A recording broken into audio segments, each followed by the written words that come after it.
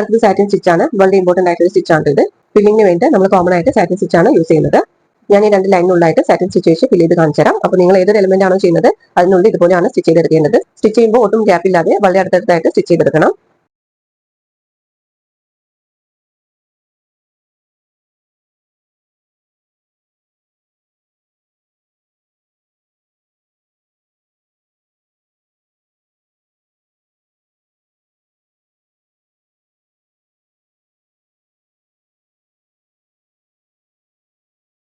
Satin stitch വെച്ചിട്ട് എങ്ങനെയാണ് ഒരു ഫ്ലവർ ഫില്ല് ചെയ്യുന്നത് നോക്കാം. ഫില്ല് ചെയ്യുന്ന സമയത്ത് ഫസ്റ്റ് അവിടെ ഇവിടെ ആയിട്ട് ഇതുപോലെ ഇങ്ങനെ സ്ട്രൈറ്റ് ആയിട്ട് സ്റ്റിച്ച് ചെയ്തെടുക്കണം.